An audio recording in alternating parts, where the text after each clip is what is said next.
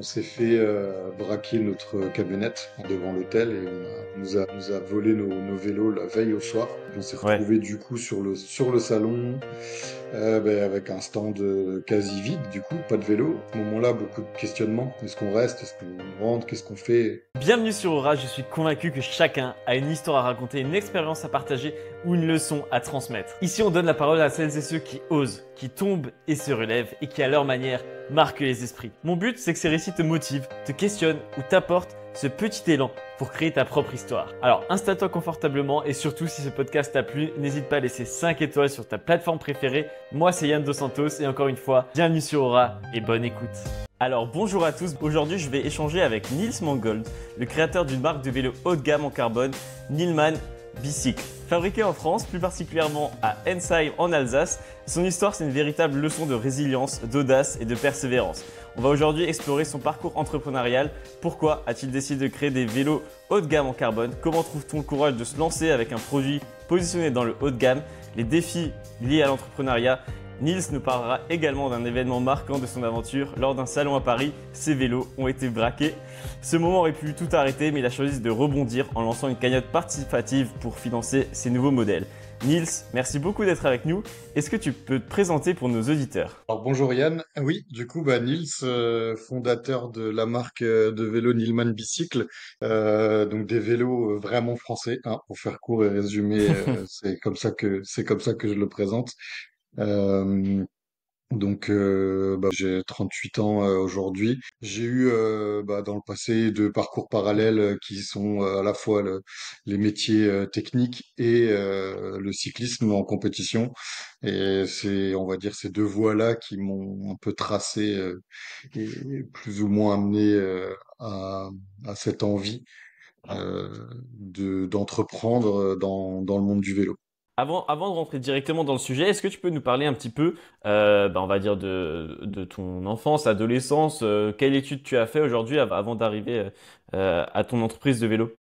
J'ai fait des études plutôt dans le technique. J'ai vécu un élément un peu fondateur, un événement malheureux. Donc j'ai perdu mon père à l'âge de 14 ans. Enfin, moi j'avais Ok. 14 ans, il en avait 43. Du coup c'est un événement, enfin un moment où on se construit à l'adolescence, où on prend conscience que finalement la vie peut être courte. Après chacun réagit différemment. J'ai des frères et sœurs qui réagissent différemment. Et moi dans ma tête je me suis dit ok. 43 ans, c'est là où ma vie potentiellement va s'arrêter. Donc du coup, j'ai pas le temps. Je veux à peu près tout faire et tout explorer ce que j'ai envie avant cet âge-là. Et puis en 2017, du coup, j'ai vécu un deuxième événement malheureux, alors parmi d'autres, mais j'ai eu un accident de la route duquel je suis sorti indemne, mais par un miracle incroyable. Et du coup, ce jour-là, je me suis dit, ok, bon, maintenant, en fait, fais ce que tu as à faire. Vraiment, tu savais que tu n'avais pas le temps, mais là, tu vraiment plus le temps. Fais tout ce que tu veux faire. Te laisse plus bloqué par des choses futiles. Un exemple, mais hyper futile, hein. Ma femme voulait jamais que je laisse pousser ma barbe. Bon, je suis revenu de l'accident, j'ai dit maintenant je laisse pousser ma barbe. Ok. Ok.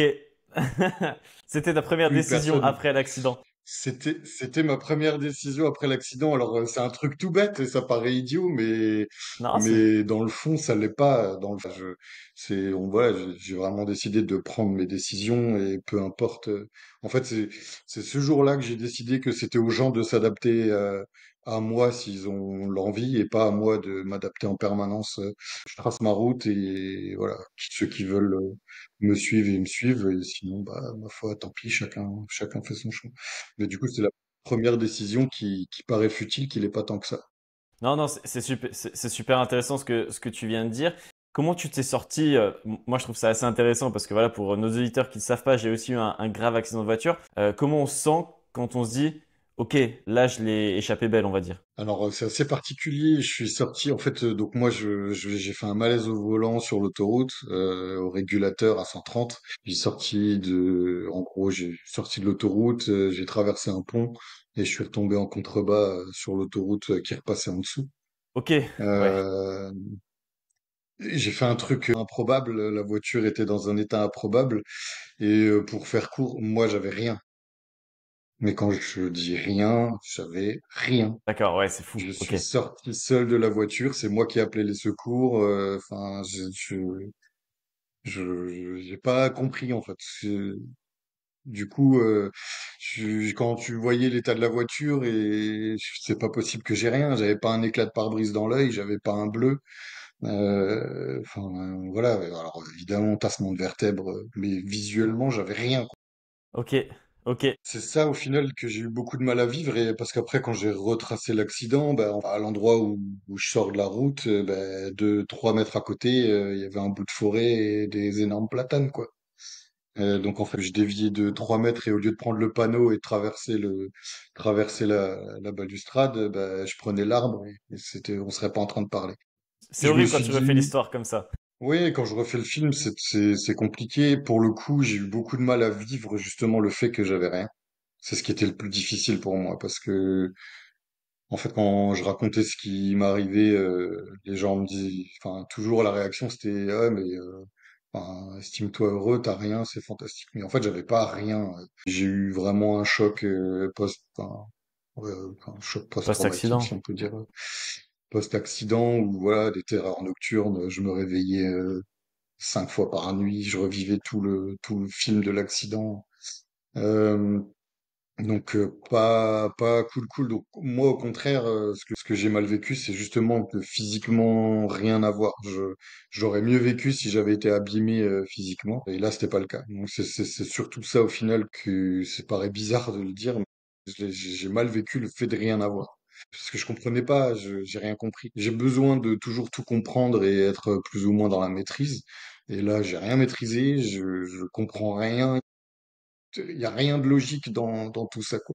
Ouais, bah, c'est vraiment intéressant comme dit. Je pense que ça c'est clairement un élément marquant, ben, on va dire de ton histoire et puis c'est normal. Aujourd'hui malheureusement tu peux pas revenir sur ces éléments, mais je comprends que c'est très très compliqué. Moi à l'inverse de toi j'ai été grandement amoché, mais pareil je n'aurais je pense jamais dû on n'aurait jamais dû se parler ni toi ni moi avec nos accidents. Mais tu te dis malgré tout ce que j'ai eu ça aurait pu être tellement plus grave. Enfin, moi, je te parle pour moi, ça aurait pu être tellement plus grave. Comme dit, moi, j'ai eu un tibia cassé, une main cassée, ouvert sur le crâne, le nez cassé. Ok, j'étais alité pendant 2, 3 mois, mais ça aurait très bien pu être une jambe en moins, ça aurait très bien pu être un décès sur le coup. Donc au final, on a eu quand même eu un peu de chance. Et moi, ça a été un élément marquant. Toi, je pense aussi clairement. Donc après ta barbe, tu t'es dit quoi? Tu t'es dit, ça y est, je me lance dans l'entrepreneuriat ou tu t'étais déjà un petit peu lancé? Non, c'était pas l'entrepreneuriat tout de suite. Après la barbe, j'ai décidé de reprendre le sport et de recommencer le vélo, en me disant, ok, t'es pas encore trop vieux pour faire un petit deuxième bout de carrière, et vois ce que tu arrives à faire.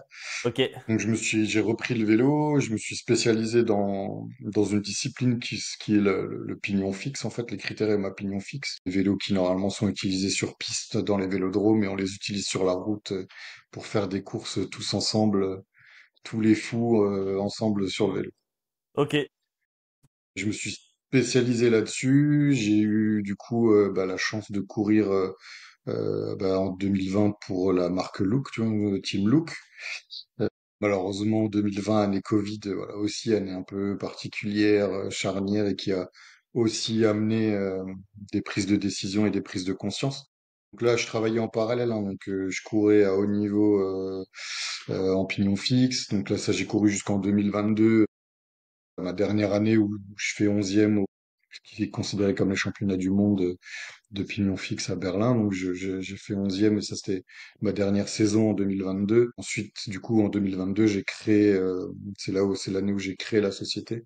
Mhm. Euh, Parce que aussi le Covid, les confinements ont fait réfléchir, besoin d'avoir du sens aussi dans ce que je fais, et puis aussi comment dire, d'exploiter toutes mes compétences et toutes mes envies, au lieu de les mettre au service des autres, voir ce que je peux faire en mettant tout ça à mon propre service, et au service de la société, en créant un projet qui a des vraies valeurs françaises et alsaciennes.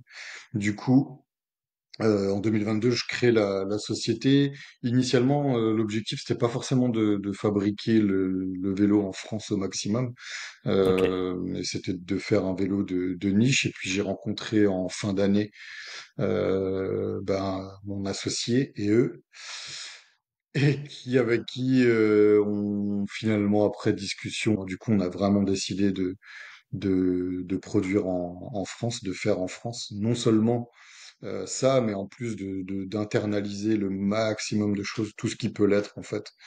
Donc on a fait ce choix-là. Donc depuis début 2023, en fait, on est vraiment sur ce projet-là, le développement de notre vélo et de notre gamme de vélos, ok. vraiment fabriqués en France. Début, comment ça s'est passé un petit peu? Est-ce que tu as dû mettre, je sais pas, de l'apport personnel? Parce que forcément, tu commences à créer des maquettes. T'as pas tout de suite le vélo, l'idée et ça sort du premier coup. Est-ce que tu peux nous parler un petit peu de tes débuts, de comment tu as réussi à financer tout ça, de à quel moment tu t'es dit, vas-y, c'est ce vélo que je vais vouloir vendre, pas lui rajouter encore un petit bout de carbone en plus. Est-ce que tu peux nous parler un peu de ces débuts, Nils? En fait, le vélo, c'était assez clair. Le tout premier vélo que j'ai commencé à développer ou à dessiner et à concevoir quand j'ai créé la boîte en 2022, c'était vraiment un vélo typé compétition, critérium. J'ai dit, j'avais pas vocation à le fabriquer. La décision de créer un atelier, de fabriquer les choses en France, il a fallu forcément lever des fonds. Et on se voyait mal aller devant un banquier ou devant des investisseurs et leur expliquer ce que c'est un vélo de critérium pour la compétition. Enfin, ça aurait été incompréhensible pour des gens extérieurs au C'est monde du ça. vélo et de la compétition. Du coup, c'est à ce moment-là qu'on a décidé de s'orienter vers un vélo grand public et orienté vélo taf, parce que ça, pour le coup, c'était plus facile à expliquer dans l'air du temps. Et bon, voilà, de toute façon, c'est une mutation de la mobilité, quoi qu'il arrive. C'est une mutation de fond.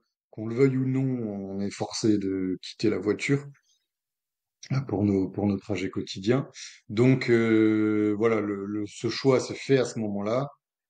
Ensuite, sur le design en lui-même du vélo, j'ai repris les codes de design que j'avais sur le premier que j'avais conçu, avec un design très sobre et épuré, et surtout une géométrie orientée vraiment réactivité, Ok, parce que c'est ce que je voulais montrer. Donc en fait, bien j'ai sûr. une idée très très précise moi du vélo parfait, selon moi.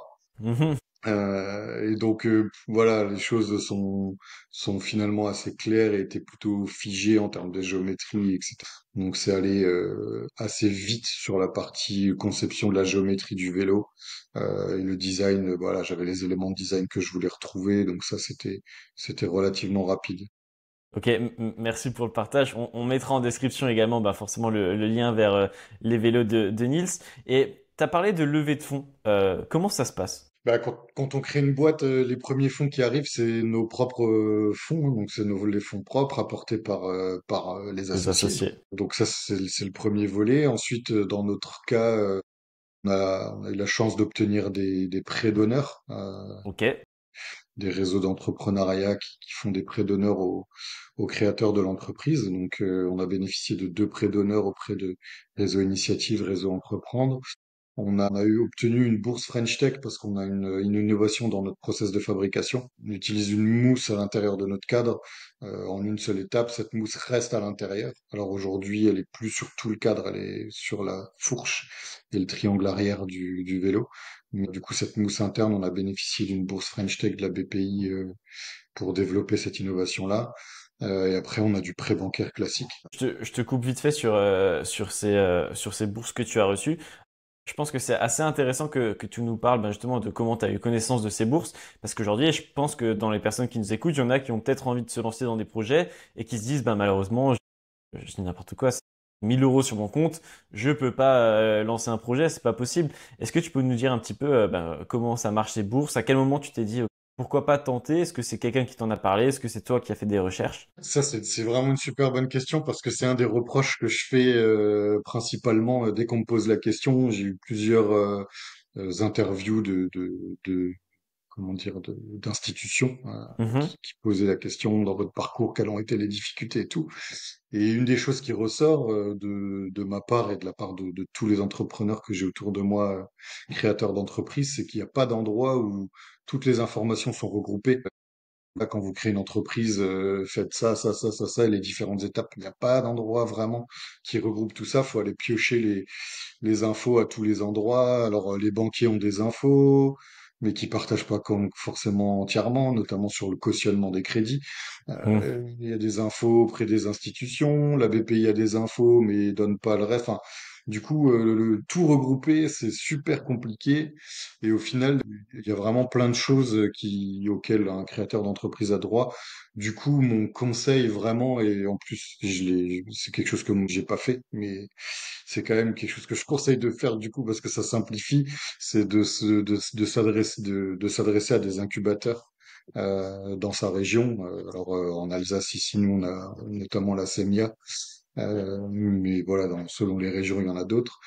Soit des incubateurs ou alors si on a besoin de local, des pépinières d'entreprise. Et en fait, c'est des gens qui ont l'habitude de ça, qui ne voient que des créateurs, des jeunes entreprises et qui connaissent un petit peu tout ce qui existe comme dispositif, puis même des associations de business angels.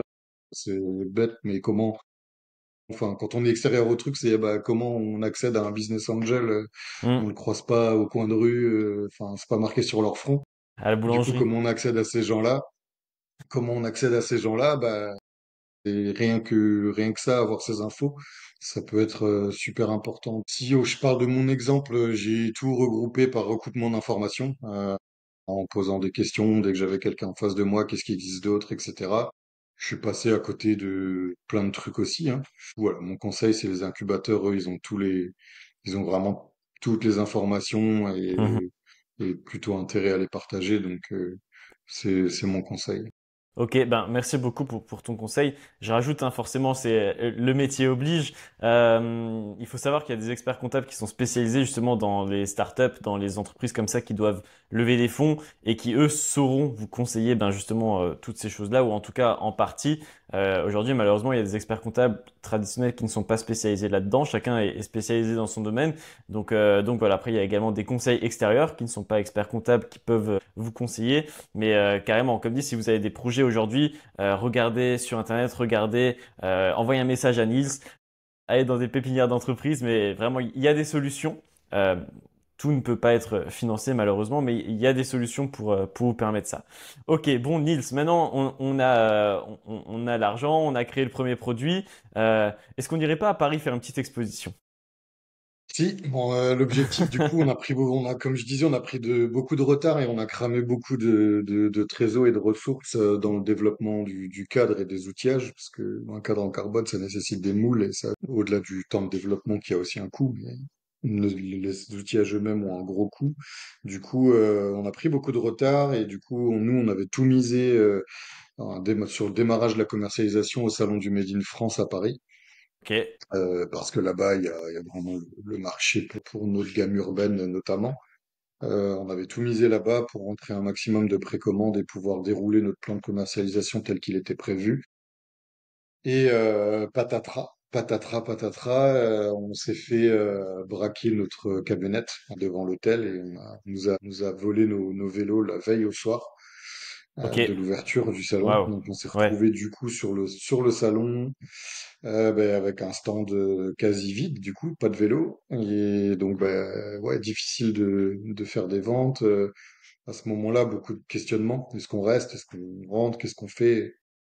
Au final, tout était payé, donc on dit, bah, on reste et on essaye de raconter une histoire autour de ça. On se débrouille. Il y a quand même des choses à raconter. On a réussi à aussi, du coup, on s'est servi un peu de ça pour mobiliser, voilà, raconter notre histoire, essayer de rendre ça le plus public possible pour essayer de sensibiliser. Et puis voilà, comment rebondir, parce que pour nous, faut comprendre, donc c'était quatre vélos, parmi eux il y avait deux prototypes.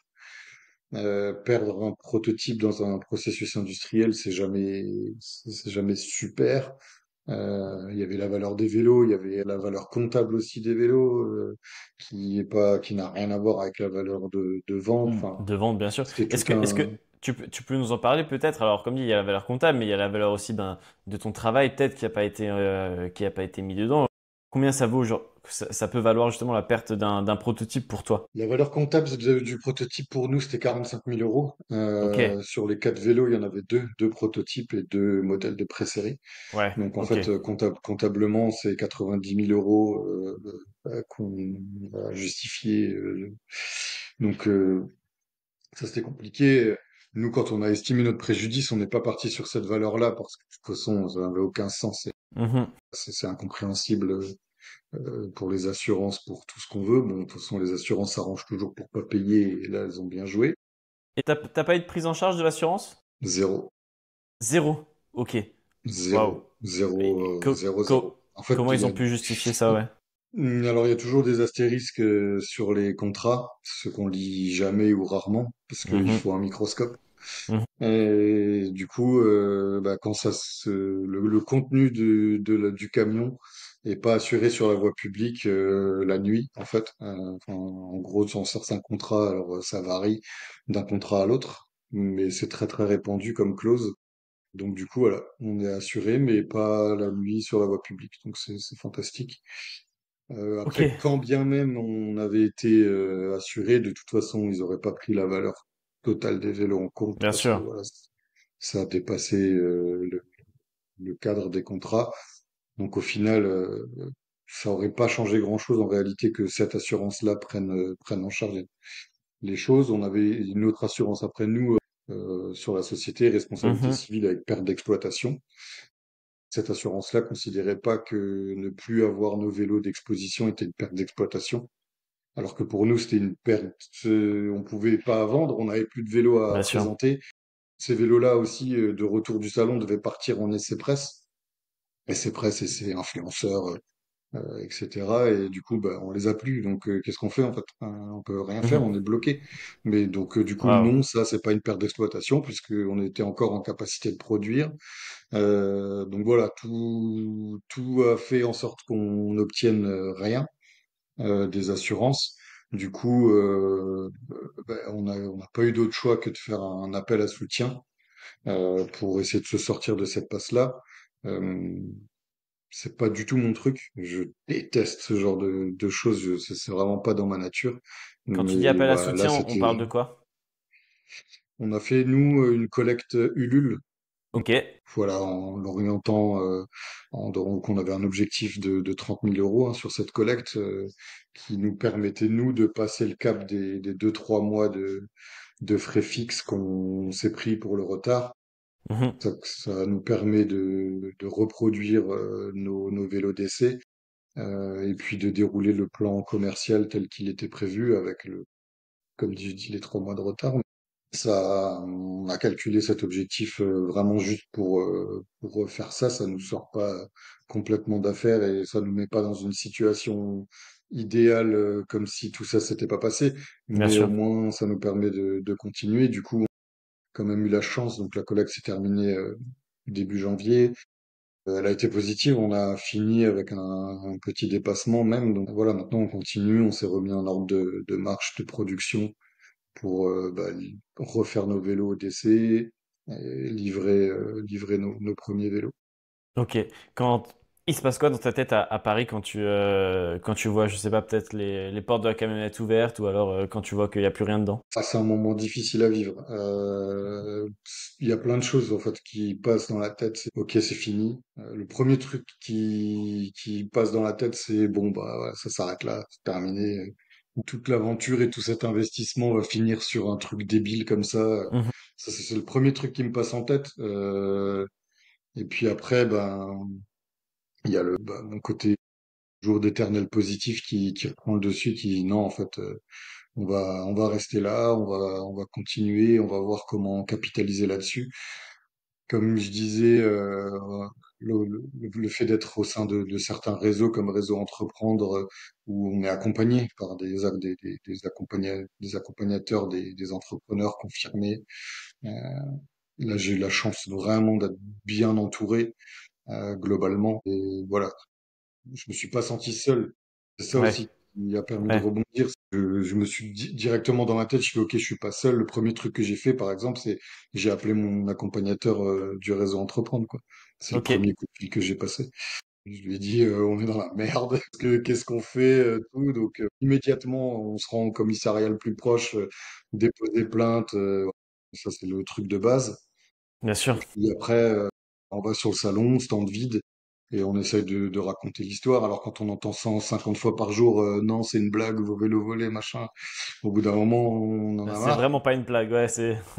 On aimerait bien, ouais. Ça fait pas... Ouais, non, ouais, c'était pas une blague, mais ouais, du coup, ça fait partie du jeu. Donc, bah, on a joué le jeu d'être présent les 4 jours et de subir un peu 150 ou 200 fois par jour de raconter cette histoire. Et au bout d'un moment, on en a marre, hein, concrètement. On n'a plus trop de patience à entendre non, c'est une blague. Bien sûr. J'en avais marre d'entendre cette réaction. En tout cas, on a rapatrié en fait dans la première nuit un prototype qui restait encore à l'atelier, qui était Ok, pas en bon état. C'est un sur lequel on avait fait des essais destructifs. Voilà, c'était ouais, pas l'idéal et normalement c'était un vélo qui avait pas du tout vocation à être montré, mais on n'avait pas d'autre solution. Donc bah, malgré tout, on a pu se rendre compte que le vélo plaisait, en fait, que le design plaisait, qu'il attirait l'œil, la curiosité, et qu'il y avait vraiment un intérêt sur le marché. Malheureusement, quand t'as pas les vélos à présenter, quand t'as pas le modèle gravel et le modèle assistance électrique, qui sont les deux modèles phares pour nous, quand tu les as pas sur le stand, les gens le commandent pas, c'est logique. Du coup, c'était une grosse perte de chance pour nous. bien sûr. Est-ce que, justement, tu disais ben, que voilà, tu tombes un peu des nues quand tu vois qu'il n'y a plus les vélos. Est-ce que après, je sais pas, les nuits d'après, après le salon, justement, tu t'es dit, est-ce que je vais tout arrêter? T'as mentionné que tu as appelé ton expert du réseau Entreprendre. Est-ce que, je sais pas, tu étais vraiment au point de se dire, ok, ben maintenant, Nils, ben, c'est un petit signal qu'on m'envoie qu'il faut que j'arrête? Je l'ai pas interprété comme ça pour le coup. Ok. Je l'ai interprété comme voilà un challenge en plus, un rebond finalement. Mhm. C'est un gros coup dur maintenant. Comment on rebondit là-dessus et comment maintenant on se sert entre guillemets de cette histoire pour rebondir et créer une campagne média. Et c'est ce qu'on a fait vraiment. Du coup, créer une campagne média autour de cet événement, de la collecte qu'on a lancée, ce qui a permis ce qui a permis de faire parler de la marque. Alors, Bien ça fait sûr. pas de conversion, c'est pas quelque chose qui fait génère des ventes, mais au moins on a pu parler de la marque. Et du coup, maintenant, on est dans la deuxième phase où bah, on va devoir capitaliser sur tout ça pour générer maintenant de la conversion et de l'engagement. Encore une fois, tout seul, j'aurais pas rebondi de la même manière. Ça, c'est sûr et certain. Si j'avais vraiment été seul complètement dans le projet et sans grands enjeux, je pense que je me serais arrêté et j'aurais remonté autre chose à côté. Donc ça dépend toujours des cas de figure. Si je rebondis un petit peu sur ça, parce que c'est quand même une expérience marquante, c'est quoi selon toi, aujourd'hui, on va parler un peu plus d'entrepreneuriat parce que le temps avance vite. À ton avis, c'est quoi la chose la plus difficile? Pour moi, c'est un peu pour le coup, on en parle, c'est la solitude un peu de l'entrepreneur. Quand on crée une Mhm. société, on est un peu seul dans son coin, on a ses idées, on fonce tête dans le guidon à fond dans ses idées, ses objectifs. Euh, mais à un moment donné, il faut pouvoir prendre de la hauteur et c'est là que ça sert d'être entouré, que ce soit par le bon associé, que ce soit par des accompagnateurs par ailleurs, même la famille, mais qui elle, quand ces gens autour ont plus de hauteur, euh, permettent d'avoir une vue un peu dézoomée en permanence et dire attends Nils là tu te concentres là-dessus, est-ce qu'il faut pas revoir un peu les choses. Ça pour moi le plus difficile c'est cette solitude-là et donc le vrai conseil que je peux donner c'est d'être entouré pour ça parce que c'est compliqué si on est vraiment totalement toujours seul, c'est difficile. Et Pour moi, la vraie richesse, c'est dans notre entourage de pouvoir discuter avec des gens qui sont aussi en création d'entreprise, avec des jeunes entreprises, des startups, qui sont face à des difficultés soit identiques ou en tout cas relativement proches. Il y a toujours des similarités. Et du coup, déjà ça aussi, ça aide à se dire. Parce que moi, un truc que je disais tout le temps, par exemple, c'est dire on avance, mais pas assez vite. Et je disais Mhm. tout le temps ça, et j'avais l'impression de Normal. et puis en fait, en discutant avec tous les entrepreneurs autour de moi, créateurs d'entreprises, ils disaient exactement la même chose. Donc ça me rass... Au final, j'étais rassuré de quelque 100%. chose qui m'inquiétait beaucoup. Je me suis retrouvé rassuré parce que finalement tout le monde vit la même chose. Trop, Voilà, c'est un exemple.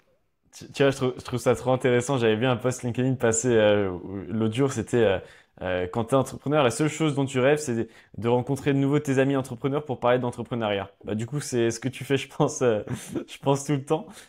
Tu parlais de la solitude. Alors, c'est un petit peu différent par rapport à mes précédents invités. Toi, tu es un petit peu moins dans tout ce qui est digital. Mais est-ce que ça reste un petit peu pareil, que ce soit sur le téléphone ou à l'atelier? Est-ce que tu arrives à faire la part des choses entre vie pro, vie perso, où là, tu es vraiment dans une phase de ta création d'entreprise où c'est impossible et tu te donnes à 99% pour ton entreprise et 1% pour Niels. Ça fait partie des difficultés parce que en parallèle de tout ça, je suis père de famille. Hein. Mhm, J'ai deux filles qui ont aussi besoin d'avoir un peu de présence paternelle. Donc ça fait partie des choses les plus difficiles à gérer. Aujourd'hui, pour moi, dans l'emploi du temps, c'est garder du temps pour la famille. Du coup, mon choix actuellement, pour parler concrètement, c'est je suis concentré sur l'entreprise. Je ménage un maximum de temps pour ma famille et le temps pour moi, il y en a pas. mhm, Concrètement, il n'y a pas de temps pour Niels. J'ai plus le temps de faire, je me donne pas le temps de faire de sport, etc. parce que je peux pas prendre du temps sur le temps de travail et le temps de famille est déjà réduit au minimum. Je peux pas encore enlever du temps de famille pour prendre du temps pour moi. Donc c'est aujourd'hui le point le plus compliqué. À un moment donné, il faut voir une porte de sortie à ça et se dire, OK, bah là, dans quelques mois, normalement, on sort de là, je pourrais ménager un peu plus de temps, reprendre du temps pour moi, donner plus de temps à la famille. Mais bien sûr. c'est un des trucs les plus difficiles, hein. Vraiment, ça, c'est compliqué. Après, là, on va dire que tu es un petit peu en apnée à fond dans ta boîte et après, quand tout ira mieux, voilà, tu auras justement, comme tu le dis très bien, tu auras à nouveau du temps pour ça. Je pense que c'est compliqué. Est-ce que tu peux nous parler, alors on va parler peut-être pas du moment actuel, mais peut-être même quand tu as commencé à créer ta boîte, est-ce que tu avais aussi ce sentiment en fait d'être à 3000% dans ta boîte, de penser jour, matin, midi, soir à ta boîte, d'avoir toujours envie de travailler après ton projet? Je sais que tous les entrepreneurs que aujourd'hui j'ai interviewés, c'est toujours ça. Et même moi, à travers mes projets, dès que tu as un nouveau projet, tu es à fond à 300%. Est-ce que tu peux nous en parler? Est-ce que toi, tu as eu des petits moments justement où tu t'es dit, OK, Nice, là, il faut que je relâche un peu la pression? Ou est-ce que justement, tu étais tout le temps à fond jusqu'au burn-out peut-être? Et à un moment, tu t'es dit, OK, je fais une semaine de rien du tout. Pardon. Je suis pas passé par le burn-out, mais oui, enfin, le cerveau s'arrête jamais. Il est 24 heures sur 24 sur le projet. Si j'ai le malheur de me réveiller la nuit, je me rendors plus, c'est fini. Mon cerveau, il est Horrible. parti, il commence à travailler. Ça fait partie des choses de l'entrepreneuriat et je pense que c'est n'importe quel domaine, que ce soit le digital, le hardware. Je pense que c'est kiff-kiff pour tout le monde. Du coup, non, non, il y a un fond dans le projet, j'y pense tout le temps. En plus, une déformation qui fait que j'ai une idée, je la mets en application tout de suite. J'ai besoin Mhm. de tout de suite la mettre en application. Donc ça aussi, ça prend un temps monstrueux, que ce soit un temps réel ou un temps de cerveau, mais tout ça, ça prend du temps. Donc, je pense de toute façon que c'est indispensable. Et on peut pas lancer une boîte sans être focus à 100% et mettre toutes ses ressources mentales et ressources en temps sur le projet. Ça peut pas fonctionner aujourd'hui en France, quoi, Ouais. à moins de lever des millions et de pouvoir embaucher énormément de personnes. Mais c'était pas notre objectif. Mhm. Quand on veut y aller step by step et de manière le plus sécure possible, Y a pas enfin, de on est choix. obligé d'investir de son temps à fond, on est obligé d'apprendre beaucoup de choses et de porter beaucoup de casquettes. C'est ça, carrément. Ah, mais l'entrepreneur, quand il comprend qu'il doit faire comptable, qu'il doit faire créateur, producteur, qu'il doit faire community manager, En plus de ça, père de famille, oui, tu te rends compte que t'as pas un métier, mais t'en as une belle flopée. Ok, ben écoute, Ouais. merci beaucoup Nils. Si on se dit, ok, maintenant, alors on va partir sur la quasi fin du podcast. C'est la partie que j'appelle la capsule. Donc là, on envoie un message au Nils dans 10 ans. On lui dit quoi au Nils dans 10 ans? Qu'est-ce qu'on lui souhaite? Le Nice dans 10 ans, on lui souhaite que le projet roule et qu'il puisse rouler sans lui. Sans lui? Ok. Ouais, j'aimerais bien que dans 10 ans, le projet puisse rouler sans moi. Aujourd'hui, c'est pas possible. Si tu m'enlèves de la structure, ça s'arrête en fait. Mais ce qui est normal dans des petites structures comme ça en création, hein, c'est pas anormal. Mais dans 10 ans, oui, clairement, faut que ça puisse tourner. Et ce que je lui dirais, c'est continue de créer de la valeur en France, parce que c'est l'avenir de nos enfants en fait. Super. C'est juste ça. Si on produit plus rien en France, qu'est-ce qu'ils vont faire nos enfants, quoi? Masterclass. Merci beaucoup, Nils. Si tu avais un dernier petit mot, on va dire, à tous les entrepreneurs aujourd'hui qui ont peut-être, je sais pas, 15, 18 ans ou même 30, 40, qu'est-ce que tu leur dirais aujourd'hui pour les pousser, pour leur dire, OK, ben, dans ces moments les plus compliqués, on peut se relever. Toi, tu as eu, on va dire, 3 chocs principaux dans ta vie dont tu nous as parlé. Si tu avais un message à leur dire aujourd'hui. On apprend toujours, en fait, la vie, c'est juste une succession d'apprentissages. Il n'y a pas de, il y a rien qui est un hasard. Il y a aucune épreuve desquelles on peut pas se relever. Il y a des choses qui sont bien pires qui sont arrivées à plein de gens et qui se sont relevés, qui ont des parcours incroyables. Des exemples, on en a tout plein. Donc, en fait, prendre la vie comme un apprentissage permanent. Et c'est ma façon de voir les choses. Ne pas se fixer de limites, ne pas se dire, bah ça je sais pas faire. Non, je sais pas encore le faire. Mais demain je saurai le faire. Et c'est comme ça que je fonctionne. Je dis jamais une phrase par exemple que tu ne m'entendras jamais prononcer, c'est je sais pas faire. Parce que je dirai toujours encore. Je sais pas encore le faire. Demain, si j'ai envie, je saurai le faire parce que je ferai en sorte que je sache le faire. Donc, mon conseil, c'est soyez toujours curieux, apprenez de tout, faut avoir confiance en soi et ses capacités. Et puis voilà, si on s'entoure correctement, normalement tout se passe bien. Bien, bah écoute Nils, un grand merci à toi. Est-ce que on va finir le podcast là-dessus parce que c'est une belle masterclass que tu viens de nous faire. Est-ce que tu peux dire pour les auditeurs justement où est-ce qu'on peut te trouver, tes réseaux peut-être ou comment on peut te contacter si on a besoin de te contacter? Donc, je suis présent moi donc, sur LinkedIn, donc voilà, Nils Mangold, on me trouve facilement. La marque Nilman Bicycle, pareil sur les réseaux que ce soit Instagram, Facebook ou LinkedIn. Et le site internet de la marque, du coup, c'est nilman-du6bicycle.com. Voilà. Et si on veut me contacter, le plus simple, c'est messagerie LinkedIn. Ok, trop bien. Si on m'appelle en direct, là, c'est compliqué. Tu seras en train de faire des vélos. Et- Trop bien. Eh ben, écoute, merci beaucoup Nils, c'était super de t'avoir aujourd'hui. Nous, on te souhaite le meilleur pour toi, pour tes vélos, pour ta famille. Et on espère voir bientôt beaucoup de vélos Ninman Bicycle dans les rues de Strasbourg et ensuite de Mulhouse et après de toute la France. Merci Yann, merci beaucoup. Merci Nils, à bientôt.